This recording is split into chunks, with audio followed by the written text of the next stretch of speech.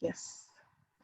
So greetings to everybody. My name is Khatuna Sandrashvili. I'm an innovation specialist at UNDP Georgia, and I'm happy to see all of you today at the Research for Policy Roundtable supported by Czech government, which allows to exchange Czech expertise existing both in Georgia and within the region, supporting the overall global SDG achievement agenda.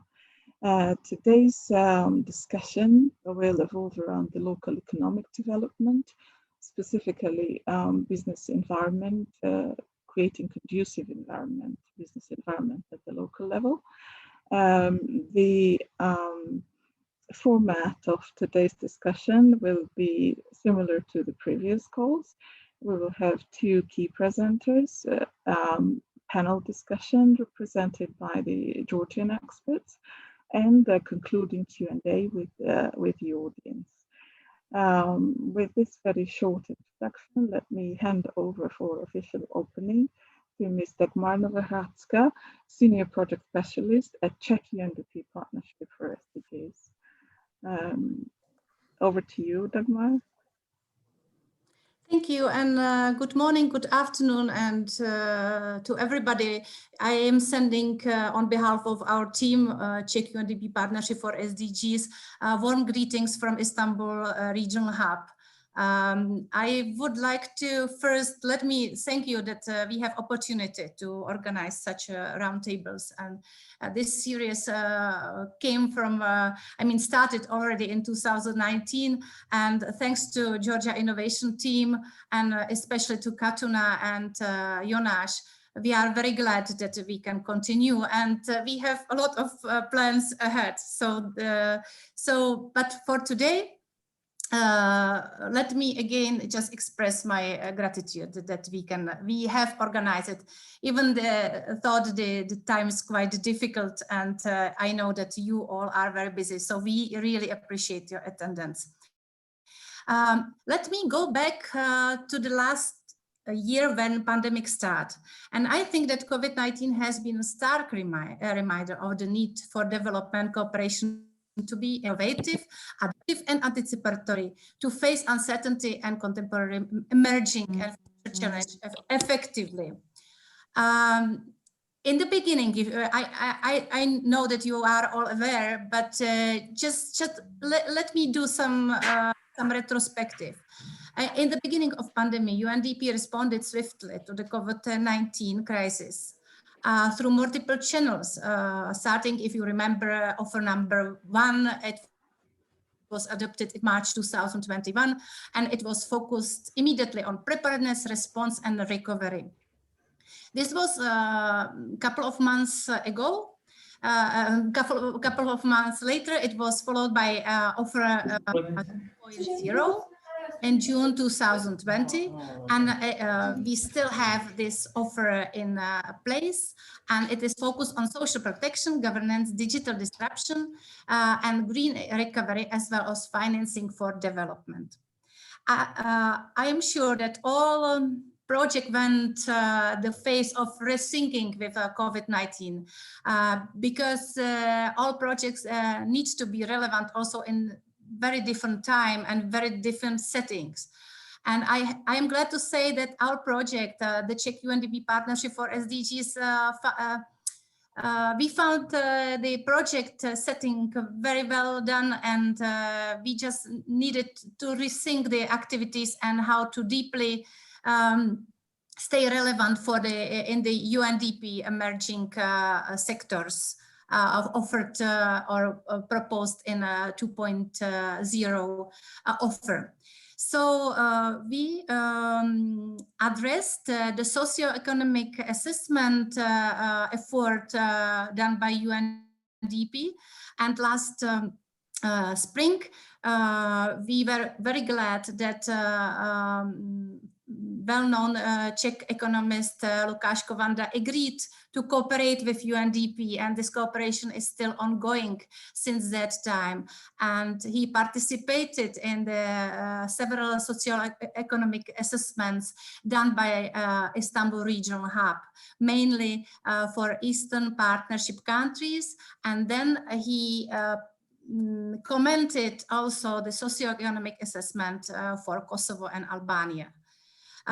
For us, this cooperation is quite important because Mr. Kovanda is also a member of the National Advisory Body of the Czech government. So we feel that the process could be also vice versa, that also Mr. Kovanda could contribute for UNDP work, but also contribute also back in Czech Republic with his knowledge what he also acquired during UNDP work. So this is absolutely satisfactory cooperation for us. And let's leave it on Lukáš just to present his work. Now to move to municipal level, because we feel that also not only socioeconomic assessment on a macro level is very important, because the development on the ground and especially in municipality level is quite important. So as it was mentioned during one of the last roundtable by my colleague from the Czech embassy, the success of municipal engagement strongly depends on how the system of funding municipalities is set. So this is something where the Czech expertise could be really helpful in this transitional time. However, during this roundtable, we will introduce a very specific project where the municipalities, or some kind of project of certification of municipalities for creating environment for small and medium enterprises. So it's only the part of the work what has have been done and what has to be done. However, this project is also very important for us because it motivates municipalities to create business-friendly environment, and it's very important, absolutely, in these times. I think I took already the floor for quite a long time, just to be just introductory speaker. So let me thank you again, Katuna, Jonas, and all participants and all speakers for being here today. And I'm looking forward to the results of the roundtable. Thank you very much.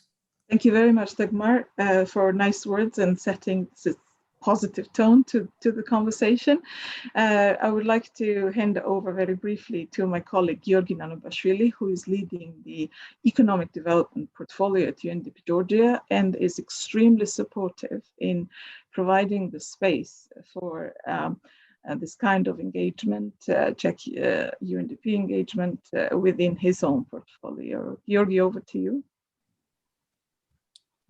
Good afternoon, everybody. Let me express really great gratitude to our Czech partners and this modality, which is run by my colleagues, but headed by the Istanbul Regional Hub. This is another opportunity to present our joint work and also plans and visions. And this is not a platform just for the presentation, but for the discussion. Now, being from economic development portfolio, I should stress several points which for many countries are the same, but they are sensitive for Georgia.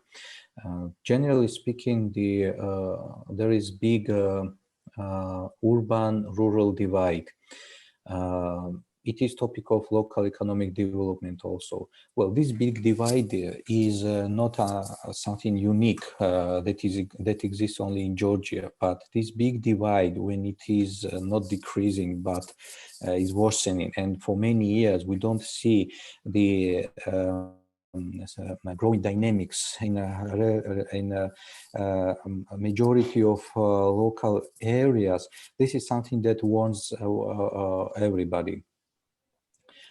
During COVID era and post-COVID time, only those who have very flexible regulations, markets, and has policy to increase competitive advantages and to attract resources and also develop services. This is the only way to decrease this divide, any divide, because at the end, divide is a result of divide in services and resources. Another topic is something which is a natural boundary, a natural limitation to any development area. That is why integrated territorial development and rural, urban, economic and other linkages are the topic which we explore very thoroughly. Generally, this is also a topic which comes under exogenous and indigenous factors of growth. You know, all smart specialization and other instruments which are under consideration, and this is something that is under our focus, and applied research and inclusion is always important, not only important but decisive. Finally, this is about irreversible progress toward better business environment. That is why we have a very prominent presenter, very special case for us, where we will hear the preliminary results and generally review of how we should assess and become confident to improve business environment in local areas. So local areas, what it is areas which may be abandoned of relevant same quality of services. Each locality has a different balance of factors which determine competitiveness, yes? And competitiveness is, in the business-friendly certification, is not about like saying that, okay, here everything is good and you should not do anything in the future. No, it is about describing the situation to plan for the activities. Of course, local economic development and decreasing disparities is not a topic of either local actors, neither nor national players. This is a joint task, and of course we have, or those who know my colleagues' work, how we develop partnerships between national and local governments using bottom-up approaches and using a whole government approach to bring all services and planning instruments equally beneficial and accessible to all localities and all type of actors. I look forward for our discussion today. There are many questions that we will not be able to address, but for that we have my colleagues and our Czech partners to plan future work. Thank you. Thank you very, very much, Georgi, for very interesting aspects that you touched. For me personally, most interesting is the collaborative aspect of it. And as in the preliminary discussions with our chief technical advisor, Stefan, we were going through the possible topics. One of the key aspects he mentioned was people versus places. So if we also touch upon this aspect during our presentations and discussions, it would also be very, very interesting. Now let's move to our first presenter, Mr. Lukasz Kowanda. We are very happy to have you on board. We, as preliminary discussed, we will be touching on the informal economy. Dagmar nicely introduced your background and your standing in cooperation. So over to you, and thank you very much for being with us today. Good afternoon. Thank you very much, all of you. I'm grateful for being with you, and especially thank Dagmar and Jonas for inviting me for this panel and for the whole cooperation last year. That was very novel for me, and it was really an interesting period in my life, I would even say, to cooperate in such a difficult period when everything was changing and we had to come up with new recommendations in Czech Republic with the body Dagmar has already mentioned, the National Economic Council of the Czech government, but at the international level as well with the UNDP. So that was really an interesting period, as I already said. And one of my key recommendation was how to use the COVID-19 crisis as an opportunity. As a member of a UNDP team, I was responsible for countries of Eastern Partner region, including Georgia, but Azerbaijan, Belarus, Moldova, Ukraine, Armenia as well. And I was also responsible for Balkan countries, Albania, Kosovo. And of course, it's a very diverse set of countries. It's really difficult to find common grounds of these countries. For example, Armenia or Belarus, these countries have strong economic ties to Russia. It's very important for them how prices of copper or other commodities have been developing on the markets. For Armenia and Kosovo, for example, the economic situation is influenced quite considerably by the inflow of remittances, which is not a typical sign of economies in European Union, for example. Moreover, Armenian and Kosovo tourism is quite heavily dependent on the demand of the diaspora, and so on and so on.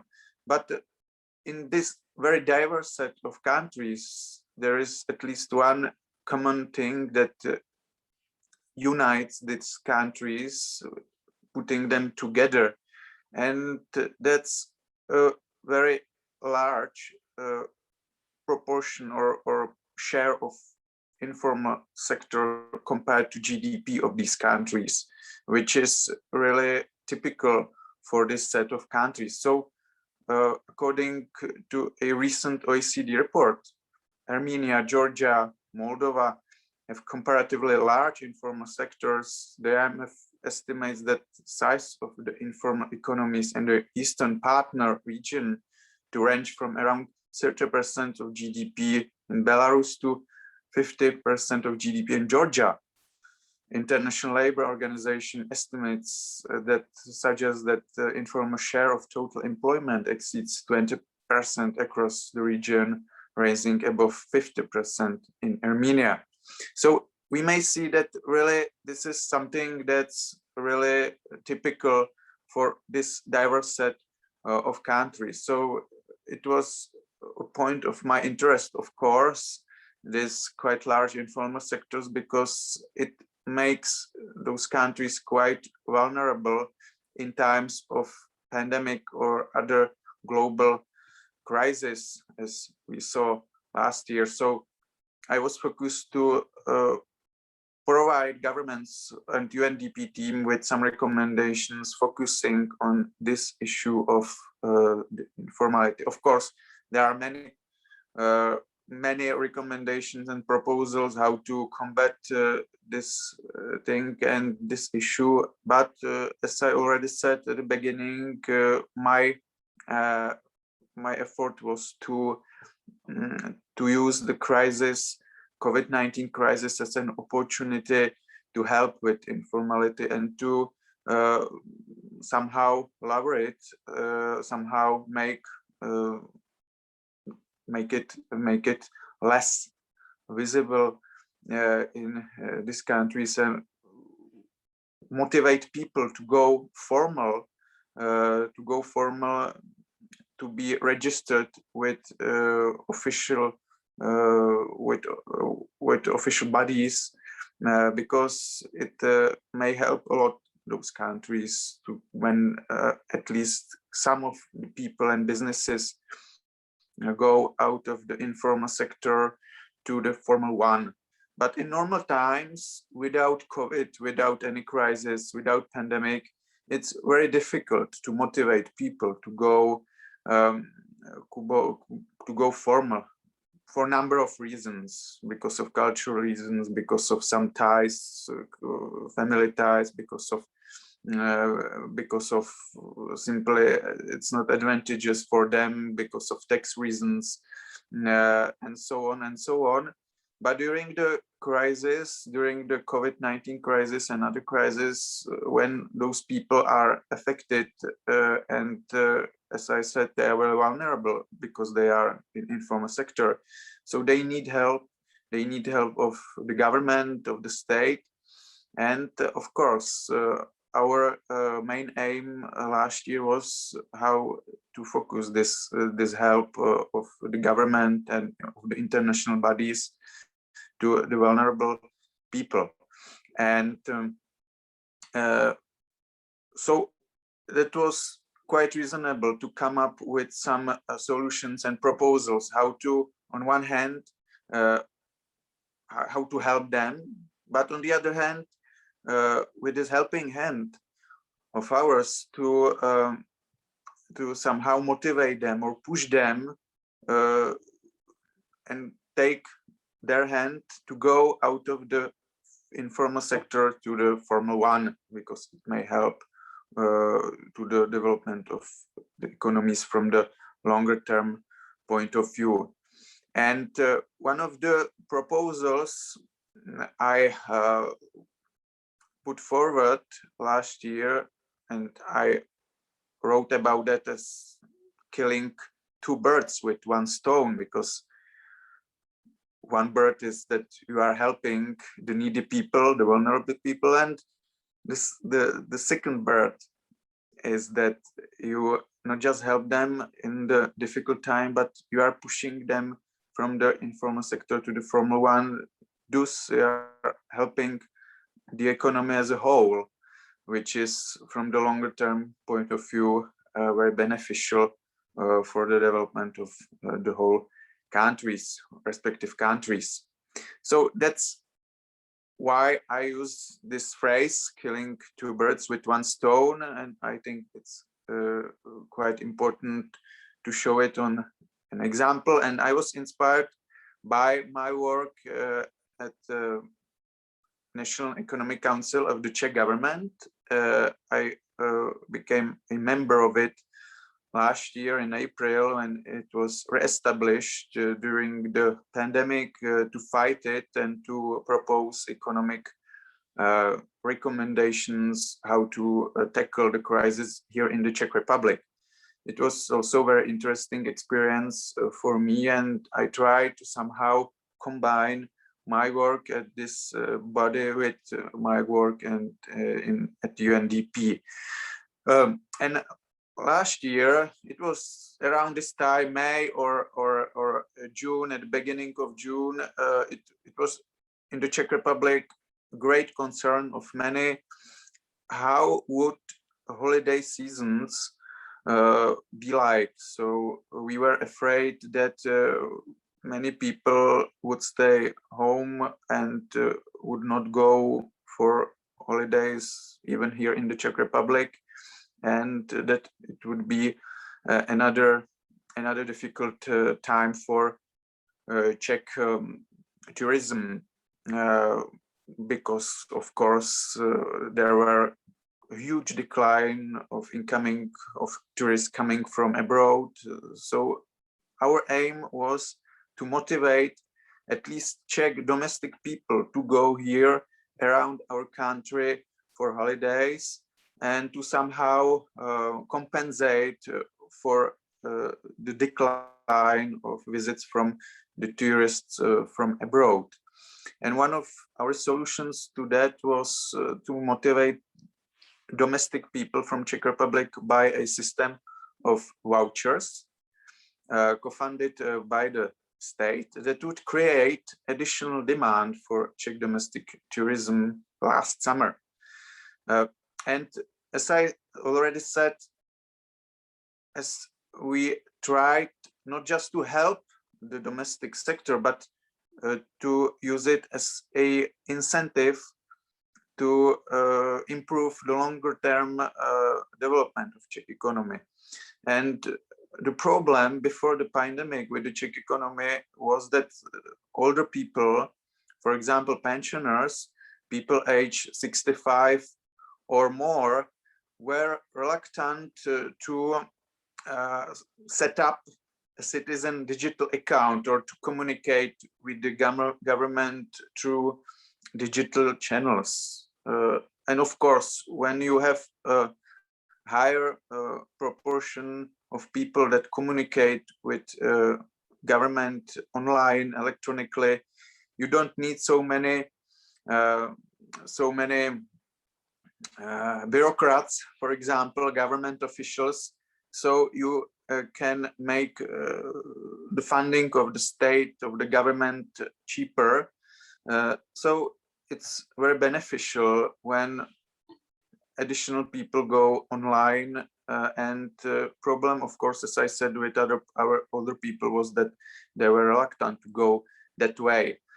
So we decided to motivate them to go online by providing the vouchers for summer vacations only when the people register with online system of the Czech government, citizen account, as I already mentioned. So you may see that this is really a combination of helping the needy sector, in the Czech case, tourism last year, with some incentive for people who are reluctant to go digital. And now, because it's financially advantageous for them, especially, and at the same time in quite difficult period, economically difficult period, as last year definitely was. So they have stronger motivation to go digital than before the pandemic. So we can use really the pandemic as an opportunity, not just to help needy people, but to do what in your eyes represents and beneficial goal longer term, not just during the time of the pandemic. And I tried somehow this experience copy and help also by my recommendation to countries like Kosovo, Albania, Georgia, and others with high share of informality. So we and I came up with the several recommendations and proposals how to motivate people in these countries to go formal. And there is also a quite thorough research all around the world concerning this topic. So really it's a booming topic, I would even say. For example, there is a study from Sri Lanka, field experiment, when it was published in 2013 in American Economic Journal, when informal businesses were provided with a monetary payment to incentivize them to become formal. It really helped a lot to go formal. And so my proposal for the countries that were in my focus last year was related to condition, to make the help to the needy people conditional on their moving into the formal sector from the informal one. Because in normal times, when there is no crisis, as I already said, they have no motivation, or really weak motivation to go formal. But once they are in big trouble because of the pandemic, with financial economic trouble, and their families are in big trouble, their motivation to go formal is of course higher, and they are willing to accept what they would not accept in normal times. So they are accepting the government assistance, but they are accepting it even when they need to register with some official bodies and go formal.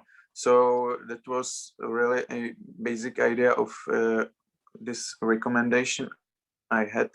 So I only hope it really help some way to improve the thing, but of course that's a longer term issue, this high informality in those countries. So it's needed to bring about more proposals like this to really tackle this problem.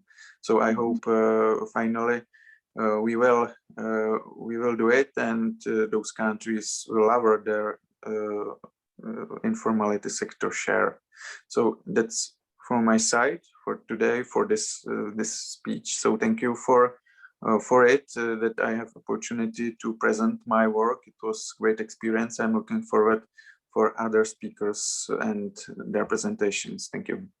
Thank you so very much, Mr. Kovanda. Much of the points that you have touched upon, like digital aspect of it, as well as motivating people, like what are the instruments that we can really motivate people to engage in, not only formalizing informal economy, but also engage in business development at the local level, echoes what the discussion that will follow. So thank you very much for flagging those once again. We will be sharing links to your report, whichever is available publicly to the participants in a follow-up communication. It is my pleasure now to introduce Mr. Jan Rozap, who has been recently visiting Georgia on a mission as a part of his engagement to support UNDP Georgia Rural Development Initiative. He's a senior consultant and has worked with multiple international initiatives supported by World Bank, DFID, UNDP, and has vast experience in the regional development, R&D, labor market, etc. So it is a pleasure, Jan, to have you here on board, and over to you to speak about how we can improve what is the mechanisms to improve the business environment at the local level in Georgia specifically. Over to you. Okay, thank you. Pleasure is on my side to be here and to have an opportunity to tell something about my experience, which I had in Georgia. Sorry, I may be a little bit excited sometimes because I've just returned during the weekend, and I enjoyed my stay and my experience in Georgia and Georgia municipalities quite a lot, and I've learned a lot for the project that I'm working on. I'm now in the process of incorporating all these new things, new topics and issues and findings into the project and into the final recommendations. So please take whatever I say today as a kind of preliminary recommendations, even if it is the last phase of the project. I'll have this presentation, and please just tell me whether you can see the presentation. I'm sharing it on the screen. Can you see it? It says it started screen sharing.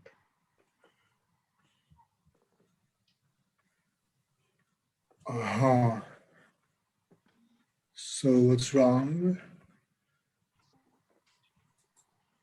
Okay. Now, can you see? Yeah, there you can see. Okay. Very well, thank you. Yeah.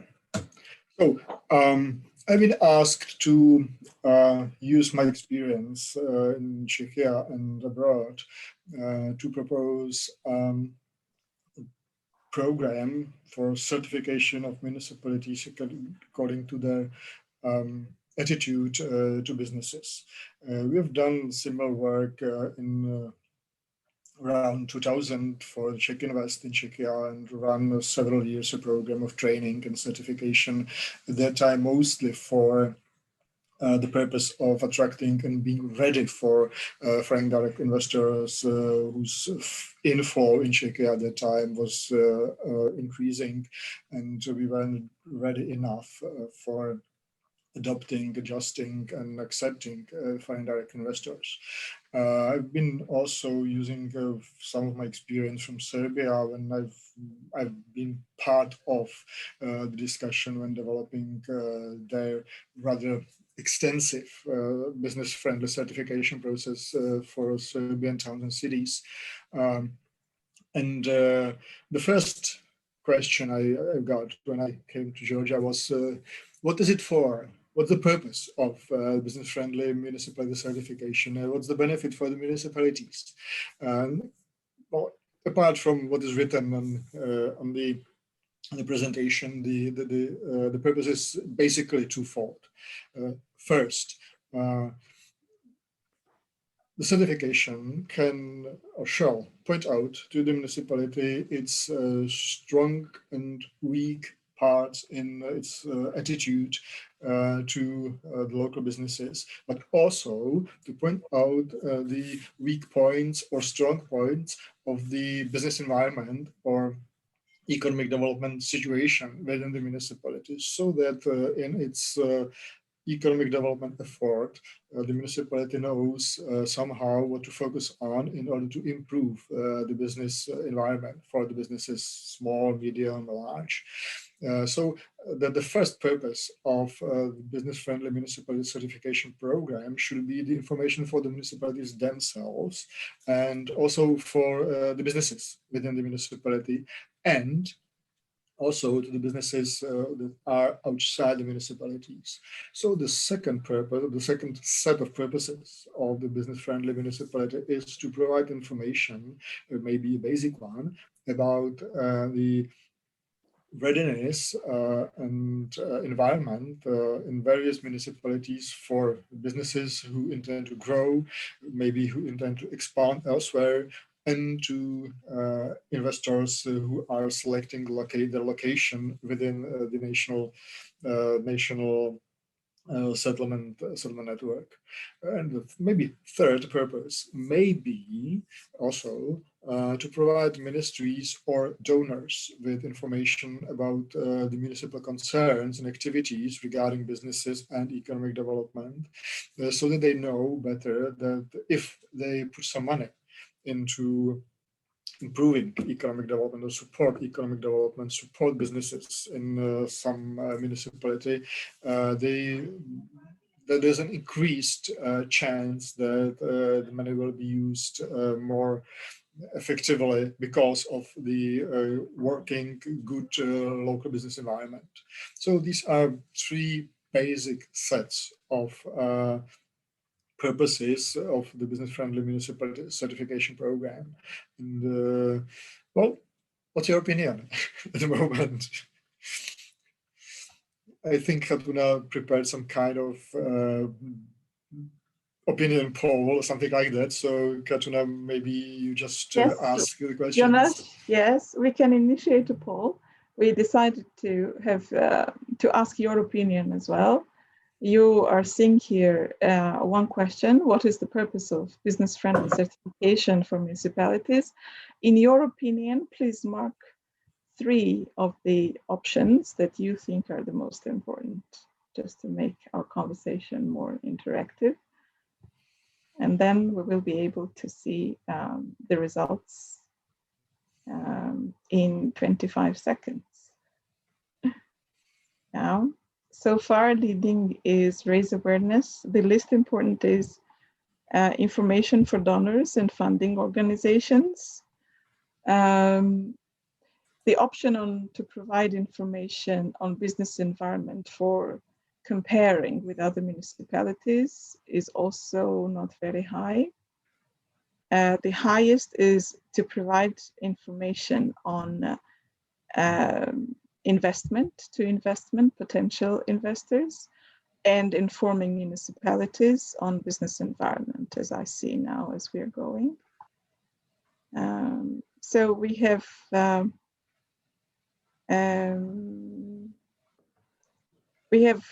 almost 60% of the participants voting by now. So we can 65. Yeah. And we can see now the results, I guess, not to lose too much time. See, do you see the results on the screen?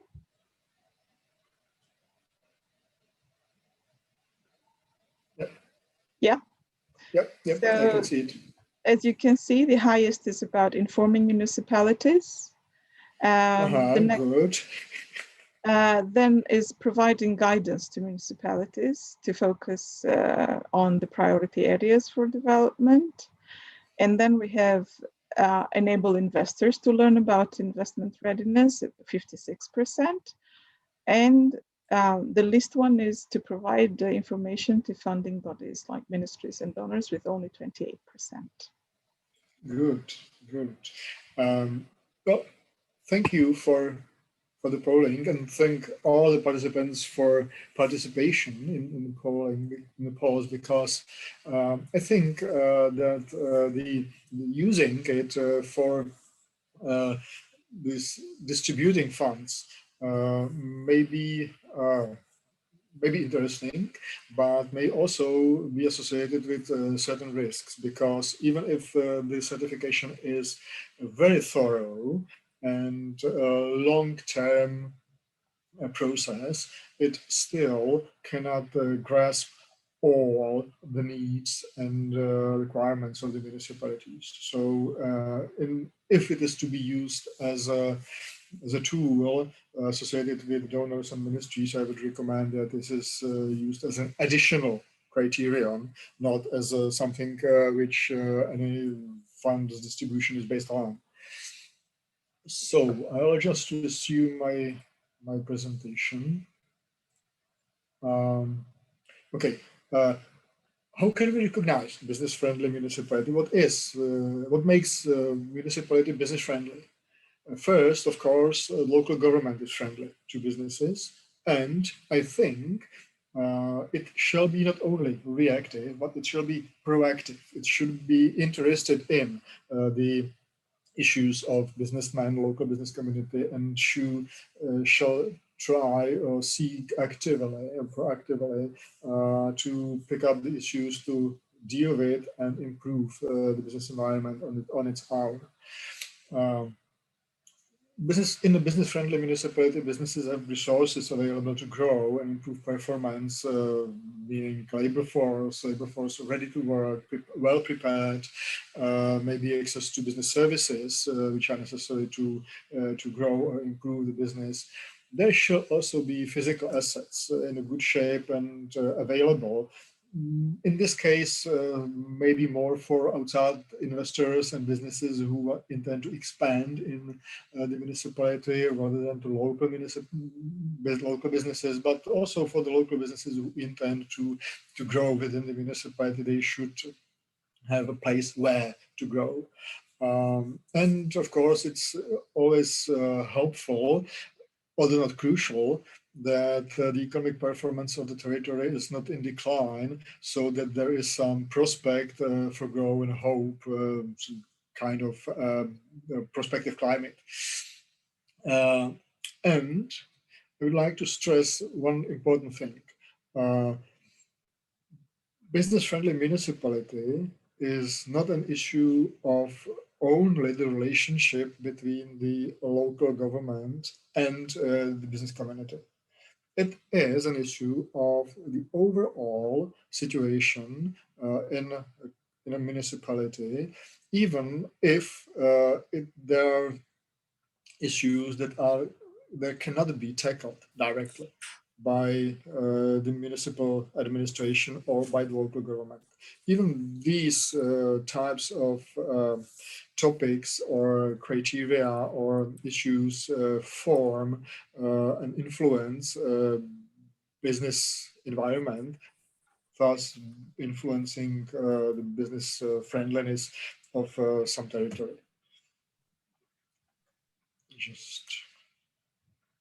Okay. There are several topics that should be covered in the business friendliness and measuring business environment, the quality of the business environment. There can be few or many criteria.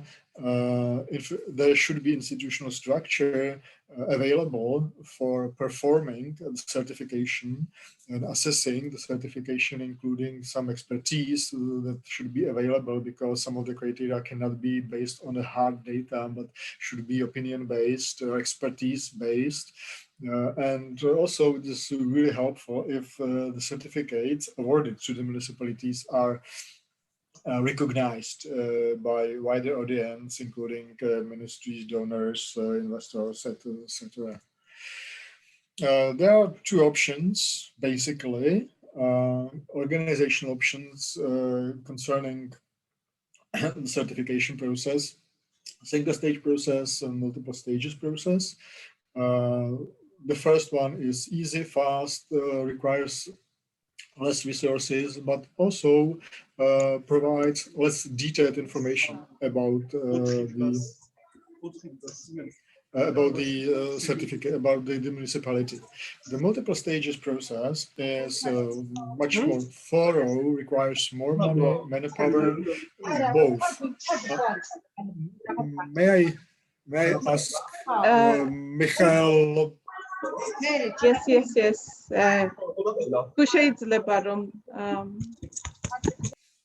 Yeah, I did it. Thank you. Okay. The multiple stages process requires more money, manpower, both on the side of the municipality being certified and also on the certification body. It can be done in a very detailed way. And this is actually the way which is done in Serbia, but the certification takes between 2 and 3 years to get certified. So it's rather time and resource consuming.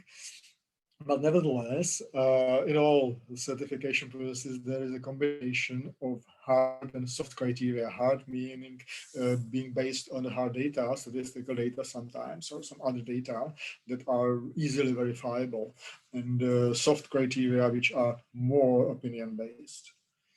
What we have decided, or what I would like to suggest, is, of course, the single stage process, which is easier, probably much more appropriate for Georgia and Georgian municipalities, particularly those that are rural ones, and we are testing it on rural municipalities. So I suggest the set of criteria in which not any single individual criteria is not too demanding individually, maybe with few exceptions, but altogether they are challenging quite a lot, and it won't be probably that easy to achieve the minimum threshold in all of them. But the criteria should be also relatively easy to assess, so that it doesn't take much time and doesn't require much money to assess the criteria and to say this criterion has been fulfilled by the municipality and this not. And this is a combination of fact-based, expert-based, and opinion-based criteria. These are the topics that are covered by various indicators, and each topic or each field should have something between 3, 4 maybe, and maximum 6, 7 indicators per each topic, which may cover in total something like between 20 and 30 indicators or criteria, and it's quite enough, but I cannot tell you now how many there will be and which ones, because I'm in the middle of process of redesigning the criteria and their explanation and their definition, using my experience and extensive talks I had in Georgia during the last 2 weeks. The changes resulting from my trip to Georgia were quite substantial in some fields, and these are the most important according to my opinion. particularly more focus on agriculture and tourism. Agriculture and the productivity of agriculture companies, maybe effort to increase productivity of agriculture companies, to extend the value chain in some further processing and in the food processing activities made at the local level, and also to take into account more in the description definition of the criteria, the tourism industry and its importance in the local business environment. I've had to abandon some of hard data-based criteria and adopt some others. And maybe another change, which is quite important, would be that I'm going to suggest two-level certification. The first level being a certificate for aspiring business-friendly municipalities who conform with a lot of criteria, but still fail in some hard infrastructure criteria, because if the municipality fails in the availability of hard infrastructure or the land availability, it shouldn't be business friendly because it doesn't have any land. The land may be in the private hands, doesn't matter, but still, if there is no industrial land or land for the development of the businesses, then the environment probably is not that friendly, even if it is not the municipality to blame. And for the municipalities in Georgia with their resources available, it's probably very difficult in a short time to prepare land and infrastructure, if it is not available, to make it available. So these municipalities would not get certified, even if in many other criteria they are very good ones. So that's why I'm going to suggest the level of aspiring business-friendly municipalities with the deficiencies in the infrastructure side, and then investment-ready business-friendly municipalities with the land or premises ready, available, and prepared to be offered either to investors or to the local businesses or to businesses expanding from other municipalities. These are just a few examples of preliminary criteria for business-friendly municipal certification, and you see that you can see the diversity. These are hard criteria examples, which can be rather easily answered either according to some checklist or answering yes or no. Or some hard data on technical infrastructure and its capacity. These are expert and opinion-based criteria. Does municipality have an economic development strategy, and what are the measures of the economic development strategy? Are there any active activities being taken to implement the economic development strategy? That's kind of criteria. Are there information available to be provided to investors and businesses by the municipal administration and things like that? And perhaps a little bit tricky one, but an interesting, is what's the opinion of local business community about local government and its performance? And there are various ways of asking such a question and answering it. And I'm just thinking of how to put it so that it is simple, more or less transparent, and the answer is sufficiently reliable, even if it is a soft criteria. How shall the business-friendly municipality certification process work? There should be a certification body who will award the certificate in the end, who will be the decisive body, decision-making body.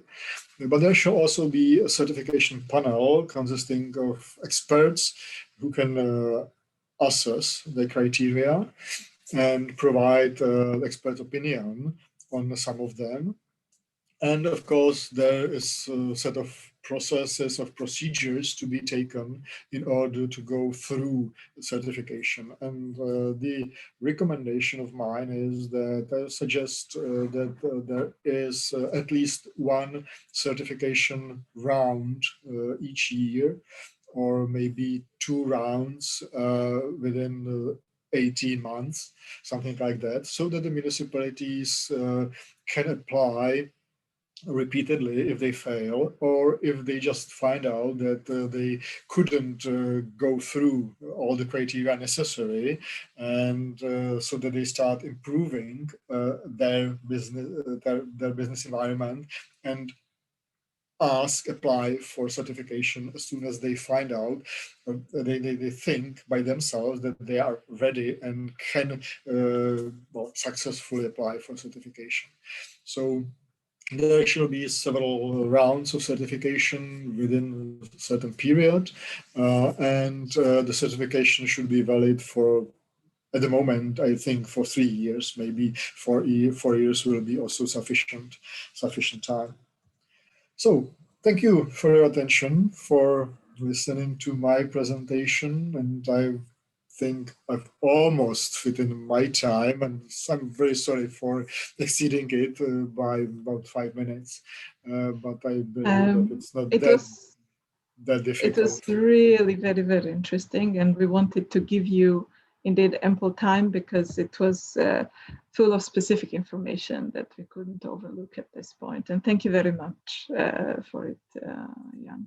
Okay, my pleasure.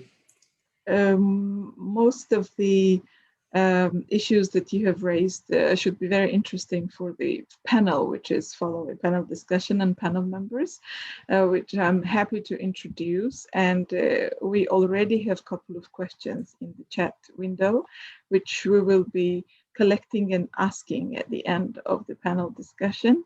Let me introduce our panel. We have a representative of UNDP, Georgi Tsimindia, who is working at the Rural Development Project, coordinating economic diversification aspect of it. Mr. Mamuka Benashvili, who is Business Statistics Department Chief at Geostat. Salome Gelashvili, Head of the Agriculture Policy Research Center at ICET Institute, and Tina Abuladze from Baghdadi Municipality, who is leading on the Local Governance Economic Development Officer. All of our panel members have extensive experience of working in the public sector and engaged in academic work as well. So I would first, initially, I wanted to start with Georgi Tsimindia, but Georgi, with your permission, I would like to hand over to Salome Gelashvili first, considering that we were discussing the research and available latest research from our international Czech experts. If Salome could briefly respond regarding what is the latest research for speaking to the local economic development in Georgia on the Georgian side that can be comparable to the issues that we were discussing so far. Salome, over to you. მოგესალმებით, მე ქართულად ვისაუბრებ. I would like to greet you. I will speak in Georgia. On municipal level, data collection as this stage is quite complex issue. Consequently, there are not many researches done in this respect. However, in case of different municipalities, business environment is studied. For example, for Zugdidi, Abrolauri, such researches are done. Also, we have separately business attitude index in ICET, which observes attitudes of businesses operating in different regions, environment provided or created there. We also carried out a study in highland municipalities to identify the sectors having highest economic potential. However, this study was carried out only in highland areas at this stage. Also, I would like to highlight that the UNDP itself has carried out a study on municipalities, on self-governance, and the staff itself was interviewed and asked about the most topical issues for municipal development, including as among them more than 30% of responses was regarding attraction of investments and finances, which is the crucial and the most critical factor for them. Then we have development of infrastructure, social projects, and so on. Also, I would like to highlight that the World Bank has also done business environment researches. There is a doing business index. However, this is on a more aggregated level, and the biggest difficulty is having more detailed information on municipal level. Thank you. Thanks a lot, Salome. I will give floor to Georgi. I also switched to Georgian. Georgi, about besides similar tools, besides the tool presented, can you speak about other similar ones? And so within the frameworks of our project or even beyond that? I will also speak Georgian. Together with the instruments, the whole context should be understood. We have in part of rural development policy, we have cross-cuttings with sectoral policies on both local and central levels. Since today rural development is observed not as development of one sector or support to people of one group, but also place-based development. Georgi mentioned in the beginning of our meeting, mentioned this and in this, we work in sectoral directions, and in this process, some criteria are identified. Georgi also mentioned this. Georgi mentioned this as well. We started intervention focused on development of urban-rural linkages. Also, we planned and initiated support to agricultural development. So we should be focused on multi-sectoral development to respond these goals for multi-sectoral development, protection of environment, promotion and facility support to social economic development. And also we can speak here what could be initiated from central level, from local. Here are so many cross-cuttings as well. We UNDP have also worked on these issues within the frameworks of different projects. This project is even more intensified now because we have decentralization strategy in Georgia, and some competencies are already transferred to municipal level. Therefore, in this process, very important is when we speak about tools efficiency, development of some synergies between different public agencies, not just good cooperation between them, but synergy between them. This will be really reflected on municipal development. and this will be reflected on educational level of municipalities. And when we speak about education, for example, an improvement of education in one municipality, how this responds to other plans in other regions, for example, development of school infrastructure, how it responds or echoes to vocational education programs, which is also under the competence of the Ministry of Education, or how is this highlighted in rural development strategy. You know that now we have improved strategy, and we have some news in this respect, and we try to go closer to EU standards and requirements.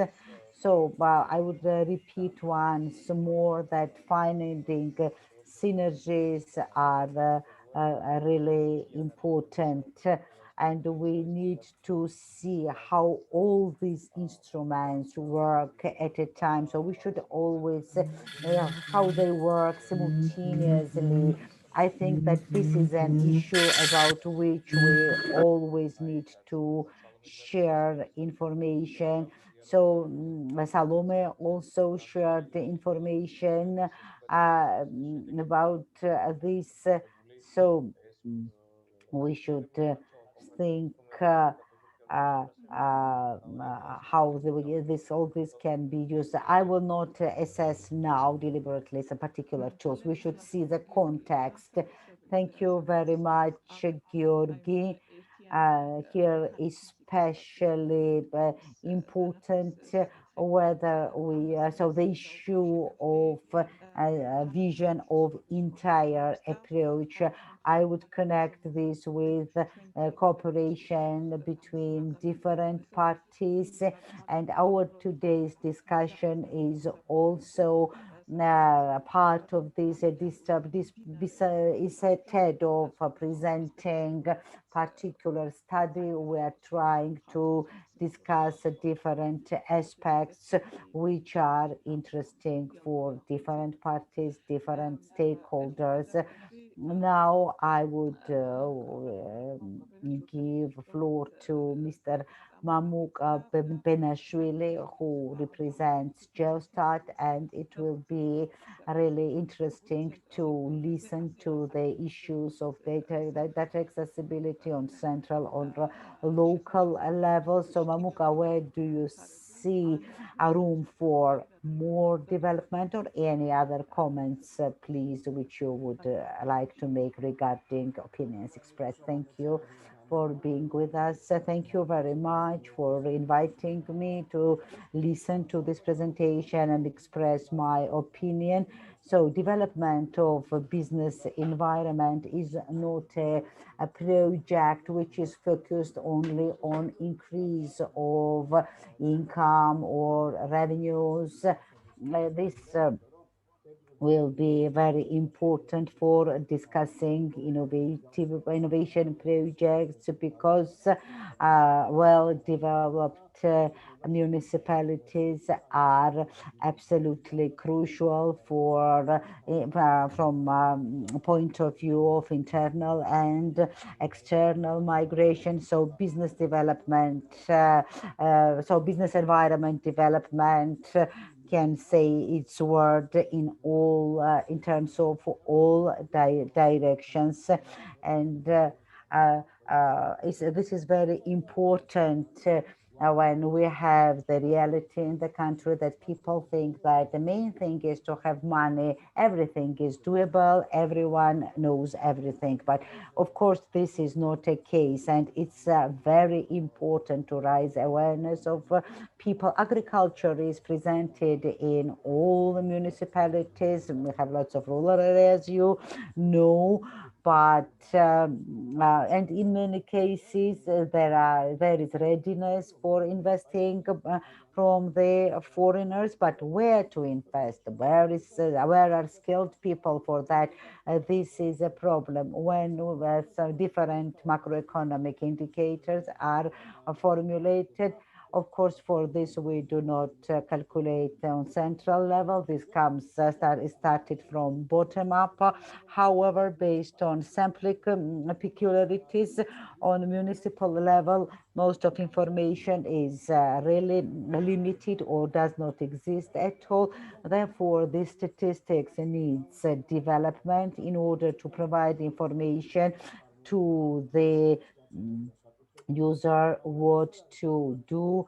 For example, in some cases, there are lands in ownership, but only this is not enough for promoting business development. So with this problem of this vacuum could be solved. On the one hand, this should be so on central, on a centralized manner. The municipalities should be studied to provide the information necessary for the interesting for the user. On the other hand, central level will not be able to solve all problems which exist on municipal level. Therefore, such such services should be strengthened on municipal level. They will identify the issues, the most important for given moment, and then these issues will be studied and these directions by all means should be developed. Today we can compare with this, for example, with the situation when Pythagora was making starving students for 40 days to learn better. In case of Georgian population, they starved already for 40 days and for more, and now they are ready to learn well and regional. This will, of course, promote regional development and somehow will ensure equality, solve problem of inequalities, and so on. I think that there is a need for development of the policy, which will highlight need for development of production sectors. So this is my opinion in this regard, which I could provide right now. And country has its policy, and it's very important that in the municipalities should be trained staff which will promote economic development. And I also want to say a couple of words in terms of digital technologies. Role of digital technologies is decisive in, for example, in some case, there are some problems of sales and qualities or in Georgia. Therefore, digital technologies should solve this problem, because digital technologies are very important for attracting users. And this is not just internet, providing internet. This is about providing a space where we could study an existing environment, plan future, and be successful. Thank you. Thanks a lot, Mamuka. Since we mentioned local since we mentioned importance of local stuff, I'm really happy that we have Tina Buladze with us. She is leading Zurgeti municipality, this director. Tina, please give us your opinion. Where steps should be made? Where do you see future perspectives for improvement of business environment for this particular tool and in general? Thank you very much for giving me the opportunity to be with you and attend this important meeting.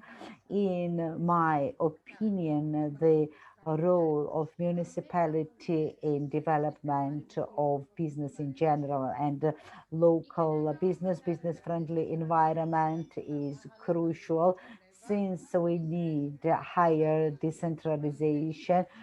So whatever is in municipality as investment potential is not fully transferred, and this is first and essential need so the properties should be transferred to the municipalities. I mean, properties available on their territories, in order to make municipalities more open for investors and to improve investment potential with engagement of local self-government. Of course, synergies should be taken into consideration, which are already implemented before. And as for Mamuka's opinion, saying about the that the need for data processing should come from the municipality. I would like to tell you that municipalities still have a budget by budget with donation, and we not at all the local taxes remain to municipal budget, and the municipality is not able to speak about priorities for development, and when the infrastructure still requires development. So we depend on donors in this regard. Previously, we won a grant for improving business infrastructure, and donor funding is a very important. A lot is important for local development, especially when we are in decentralization process and we are taking care for local development. And of course, the information, statistical data are absolutely essential for planning all processes and their proper implementation. Thank you. Thanks a lot. I'm really happy that we have opportunity to hear two different parties. I'm really happy that we have many questions. I will give I give floor to my colleague, to Jonas. He will lead QA session, and we have 10 minutes to answer your questions. Thank you very much, Jonas. Jonas, over to you. Thank you very much, Hatuna. So I believe that now you are full of inspiration after such an interesting presentation. So let me please use this moment for Q&A session. As Hatuna mentioned, this part of program will be approximately 10 to 15 minutes long. Let me start please with the sessions which appeared in the chat. There were two questions which I believe relates to Jan and to Georgi. First one was whether certification body should be under NGO or under government. And the second question was, how is the competencies of business measured, and how is this linked to the performance of municipal authority? Gentlemen, floor is yours.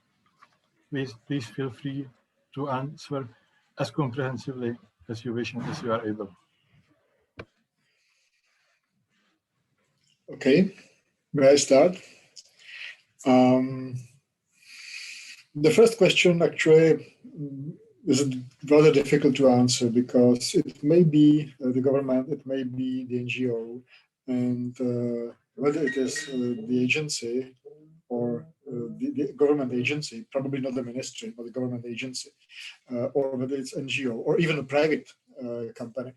It depends on the local conditions and the purpose and the environment actually, and the recognition. In Czechia, the certificate issued in the time around 2004 or 5, which I talked about. Actually, the certificate was issued by my company and together with the Czech Invest. So it was a joint kind of certificate and joint kind of certification process. In Serbia, the whole certification process is in the hands of the National Association of Towns and Cities, with almost no involvement of the government bodies. In Canada, the certification is sometimes done by the Chamber of Commerce or by the Association of Municipalities or by the regional government or state government, some state agency, not the federal agency, but state agency. So there are different models, and it's not easy to distinguish between them and say, okay, this is the good one and this is the bad one. It depends. I'll try to be short in my answering the second question. How is the competitiveness of businesses measured and how it's linked to the performance of the municipal authority? The measurement is according to the productivity and the changes of productivity. It's one option, providing that information about the productivity at the local level are available. And from the reports that I had from the NPART project, there was productivity measured at the municipal level. So I assume that it can be done, and maybe Mr. Benashvili can tell more about the availability of data at the municipal level. The links to the performance of the municipality is, of course, very small, if it is any, but probably it is, because there can be some issues at the municipal level dealt with by the municipal authority, like the availability of labor force, quality of the school system, but indirectly, mostly. And the competitiveness is actually, in my opinion, to be measured because a competitive environment stresses the need for the municipalities to improve and grow. But on the other hand, it shouldn't be a decisive criteria. So it's a kind of supplementary or additional criteria to take into account, but probably not certainly not the decisive one. Concerning maybe the first question that Stefan made, whether the certificates are issued on absolute base, achievement level, or relative level best performing, I would suggest absolute base, meaning that it's not a contest. It is actually, in the end, it will be contest kind of, but so that the level of quality is measured somehow or known. But for the certificate award, there should be some minimum threshold, and everybody who reaches the minimum threshold should get certified. I may show you, hopefully it will not take much time. Go ahead. Yep. Can you see the chart? So such kind of chart should be the result of the certification process, a kind of supplementary document to certification, showing in which topics the municipality achieved which score actually, so that there will be a multiple score. But the threshold is something like this, the gray shape, and everybody who can comply with the minimum requirements should get certified. Thank you very much, Jan, for effort and attention which you dedicated to this question. Does anybody want to further comment and reflect what was just said? If not, I would suggest to give floor to Dion, who formulated a really comprehensive question. And rather than just reread it, I would like to ask Dion if she could elaborate it a bit more and address it directly to Lukáš. Okay, thank you. So apologies, my webcam isn't working to everyone first. And second, apologies for hiding 3 questions in one. So I found it really interesting, especially sort of looking at behavior change aspects. But one of the things that jumped out to me was, firstly, I'd love to know how effective this voucher scheme was, and if there's any analysis of who it worked on, because I can imagine that for people where it was just reluctance or lack of awareness, this voucher scheme could be a very effective way. But looking at the kind of usual tools for making behavior changes more adoptable, I worry that with digital divides, in a way that people that already have barriers to digital engagement are in a way being penalized, or they're missing out on these advantages if there's not a complementary or parallel program to help people be engaged. Thank you very much. Thank you very much for the questions. And the program of vouchers here in the Czech Republic was at the end to some extent different from the one we had proposed, but nevertheless the last season was quite successful, or very successful compared to what was expected before. So our season, summer season of last year, from the point of view of domestic tourism, not foreign of course, but domestic tourism, really was better than even optimists would expect before. So it was kind of success, and I know, of course, that there is a huge difference between countries like Czech Republic and countries in Eastern Partner region or in Balkan, but I see the proposal as one of as a part of broader set of proposals and reforms to help people go formal. And I agree with you fully that we may see a quite strong reluctance to go digital amongst people in various nations. Even in the Czech Republic, it's a problem. It's problem especially with people over 55 or 65. But that's my way of seeing economic reforms. When there is really a difficult period, it's easier to put forward reforms that wouldn't be imaginable, maybe even when we have normal times or economic prosperity. Because when there is a pressure on the people, it's easier sometimes really to push them to go what's, I hope it's beneficial for them finally, but they need to overcome some obstacles, some initial obstacles, and they need motivation for it. And the motivation was created by the crisis because of growing risk of unemployment, growing risk of no income situation, and so on. So because of these risks, that was a higher likelihood they would go for the programs like that, or they would go digital.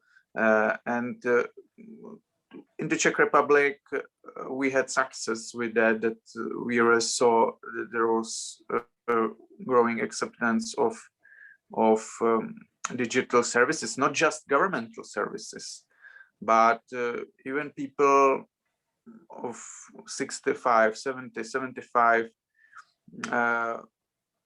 started, for example, shopping on online platforms, e-shops. E-commerce really was booming last year in the Czech Republic. in the most critical weeks of the pandemic, last April or May, every week more than 300 of new e-commerce platforms or e-shops were established in the Czech Republic. So our country currently is the country with the highest density of e-shops per one inhabitant. So really that was a boom in our country, and it was not just with the younger generations, but with the older one. So it's not just about governmental services, but it's about digital platforms in general. So I think that's a sign that really crisis like the pandemic, COVID-19 crisis can really accelerate what is inevitable in the long term. I see it inevitable, and we can really accelerate it by reforms, by incentivizing people to go digital when they really need to overcome obstacles created by the difficult situation. Thank you very, very much, Lukáš. I am very happy to see that our discussion is blossoming and would blossom even more if we would not be under the time pressure. Unfortunately, as we are under the time pressure, I suggest continuing in these mutual exchanges after the event via email and via other tools. And now I will give words back to my kind colleague Khatuna, who will say a couple of concluding sentences. Thank you so very much, Jonas, for a wonderful Q&A session, and to all the presenters and the guests. In fact, we are trying to stick to time as much as we can to make sure to appreciate and respect everybody's time. Do send us your questions by email, and we'll be happy to forward our expert answers back to you. And if there are, Dagmar, if any concluding remarks from your end, yeah, we can, yeah. We can't hear you. Thank you, Khatuna. I was just. You think, yeah. Then, can you hear me now? Yes, yes, great. I was struggling with my computer microphone. Yes, I just want to express the gratitude that our guests took part, and a very interesting. They gave us very interesting views, and we are happy that the expertise what is transferred is not only one-way transfer. It was very interesting to hear. Also, it's always interesting to hear also what is happening on the ground. And thanks to Georgian speakers as well. And it was very valuable for us, and we hope we will build on that. And I don't want to take your time. Khatuna, Jonas, huge thanks for organizing that. And good afternoon to everybody. Thank you very much. So this is the official end of it, and we welcome you to our next session, and we will invite you to our next roundtable within a couple of weeks or so. Until then, have a nice day. Thank you very much. Bye-bye. Thank you. Bye-bye. Goodbye, dear colleagues. Thank you. Bye. Bye. Bye.